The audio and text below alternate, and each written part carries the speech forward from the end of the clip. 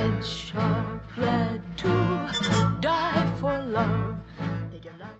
She wore satin gloves, diamonds like chandeliers, and a Technicolor smile. But what if femininity, this kind of femininity, wasn't just performed? What if it was engineered, lit, framed, saturated? A kiss on the hand. Technicolor didn't just capture women, it sculpted them. The glow wasn't accidental, it was meticulous, artificial, and deeply ideological.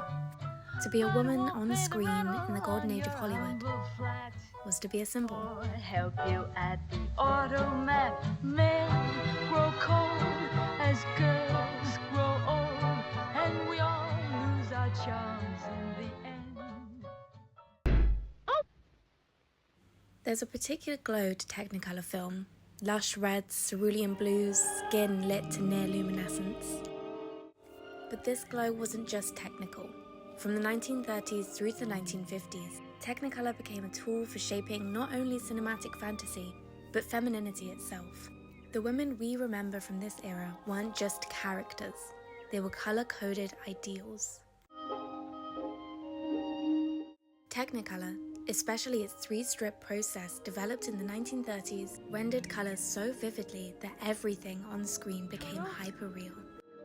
I have a feeling we're not in Kansas anymore. This was a period when film was deeply invested in spectacle, and femininity became central to that. We must be over the rainbow. As film theorist Laura Mulvey argued in visual pleasure and narrative cinema, women in classical Hollywood were often iconographically erotic, meant to be looked at and not looked into. Technicolor amplified this. Actresses like Judy Garland, Elizabeth Taylor, and Grace Kelly were lit not just to be beautiful, but to embody beauty itself. Mr. Henry spotted third here. And not yet, but I believe this is his chair. Technicolor didn't reflect women, it projected femininity as fantasy. Red lips weren't just a costume, they became a symbol. Every color was curated to communicate softness, sensuality, or innocence. In films like Leave Her to Heaven, Jean Tierney is both femme fatale and a vision in emerald and ivory. The camera makes her feel like a painting, still, beautiful, and a little bit untouchable. Her character is controlling, even cruel, but Technicolor makes it look elegant. I was staring at you, And it's not wasn't I? just how she acts, it's how she's lit, how she's framed. The film turns her into more of an image than a real woman. When he was younger. In The Red Shoes, Moira Shearer isn't just illuminated, she's consumed. Under the saturated theatrical lights, her body becomes color before character, performance before person. The lighting doesn't reveal her, it replaces her. Nobody's angel child. Kodak's film stock used in Technicolor processors was chemically tuned to flatter lighter skin tones. The standard for correct exposure was built around the white face. The bias wasn't first flagged by filmmakers but by companies frustrated that Kodak couldn't render dark wood or chocolate accurately. If inanimate objects were invisible, what did that mean for women with darker skin?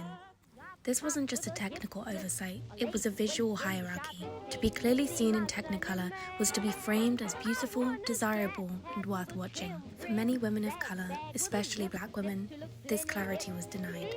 Technicolor's version of femininity was never universal. It was built for a narrow, idealized image of whiteness.